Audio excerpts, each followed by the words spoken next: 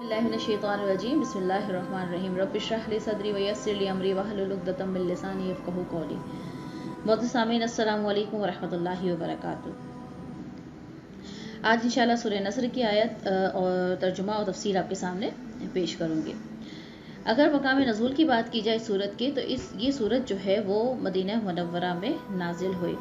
इस सूरत में 1 रुकू और 3 आयतें हैं।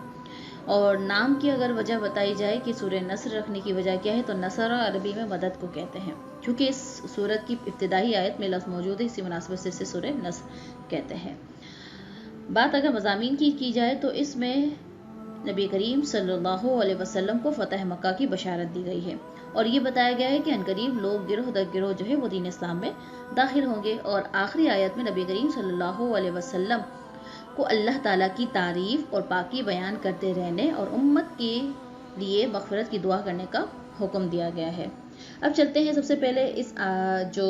सूरत है इसका तर्जुमा मैं आपके सामने पेश करूंगी, फिर हम उसकी जो है तफसीर की जानिब जाएंगे। बिस्मिल्लाहिर्रहमानिर्रहीम। जब अल्लाह की मदद और फतह आ जाए और आप लोगों को देखें कि वो अल्लाह के दीन में फौज दर फौज दाखिल हो रहे हैं, सो आप अपने रब की हम्द के साथ उसकी तस्बीह करें और उससे मग़फ़िरत तलब करें, बेशक वो बहुत तौबा कबूल फरमाने वाला है। अगर इस सूरत का मुख्तसर खुलासा अगर पेश करूँ तो वो ये है कि ए हबीब, जब आप सल्लल्लाहु अलैहि वसल्लम यानी आपके दुश्मनों के खिलाफ आपके पास अल्लाह की मदद और फतह आए और तुम लोगों को देखो कि पहले वो 1-1, 2-2 करके इस्लाम में दाखिल हो रहे थे, अब वो अल्लाह के दीन में फौज दर फौज दाखिल हो रहे हैं, तो उस वक्त अपने रब की तारीफ करते हुए उसकी पाकी बयान करना और उसे अपनी उम्मत के लिए बख्शिश चाहना, बेशक वो बहुत तौबा कबूल करने वाला है। कि सूरत के अंदर फ़तह मक्का की बशारत दी गई, तो इस एतबार से फ़तह मक्का के असबाब व नताइज जो है वो मुख्तसर आपके सामने पेश करूंगी। नबी करीम सल्लल्लाहु अलैहि वसल्लम के ऐलान नबूवत के बाद मक्का मुकरमा के वो लोग जो आपको सादिक और अमीन, शरीफ, मोहतरम, काबिल फ़ख्र, इज़्ज़त और करामत के हर लक़ब का अहल जानते थे, अचानक ही आपके मुखालिफ हो गए।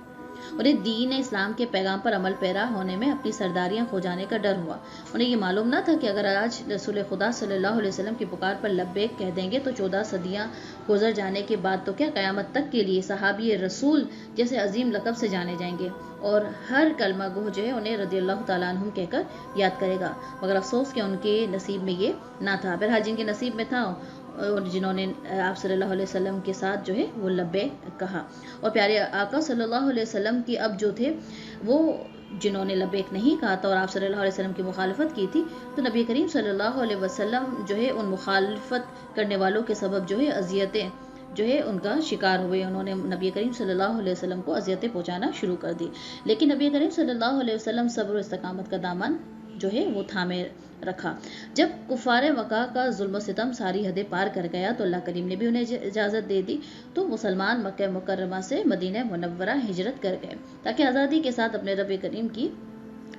जो है रब ताला की इबादत करें। लेकिन अफसोस के कुफारे मक्का फिर भी बाज ना आए और मुसलमानों को मदीना मुनव्वरा में भी अजियत देने के दर पे रहे और उन्हीं की कारस्तानियों के सबब जो है ग़ज़वा बदर, ओहद और खंदक जो है वो वक़ूअ पज़ीर हुए।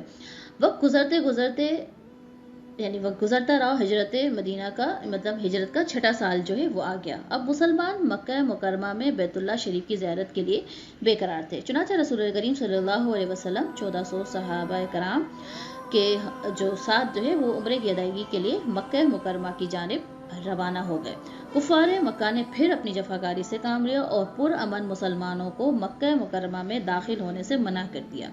बिलाखिर तवील मुज़ाकरात के बाद एक मुआहिदा तय पाया जिसे सुलह हुदैबिया का नाम दिया गया। ज़ाहिरी तौर पर इस मुआहिदे की अक्सर जो थी शराइत मुसलमानों के हक़ में बहुत सख्त थी, लेकिन अल्लाह ताला के कामों में हिकमत है और रसूल करीम सल्लल्लाहु अलैहि वसल्लम उसी के भेजे हुए हकीम कायनात हैं। आप सल्लल्लाहु अलैहि वसल्लम ने भी तमाम शराइत जो है वो मंजूर फरमा ली।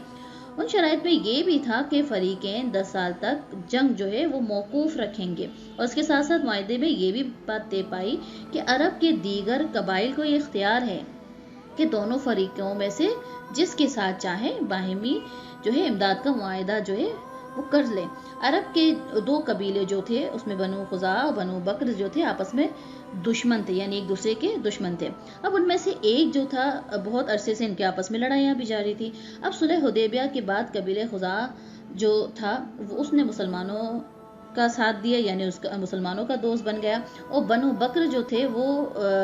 جو قبیلہ تھا وہ قریش کے ساتھ جو ہے انہوں نے اتحاد کر لیا۔ اب چونکہ صلح حدیبیہ کے معاہدے کی وجہ سے مسلمانوں کی طرف سے حملے کا کوئی امکان تو تھا ہی نہیں، اس لیے بنو بکر کی ایک شاخ جو ہے بنو نفاثہ کہا جاتا ہے، انہوں نے موقع غنیمت جانتے ہوئے کفار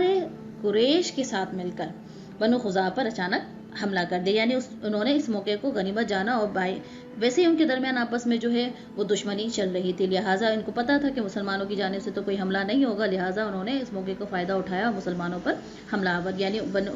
مسلمانوں کے جو ساتھی تھے بنو خزاع اس پر حملہ آور ہوئے۔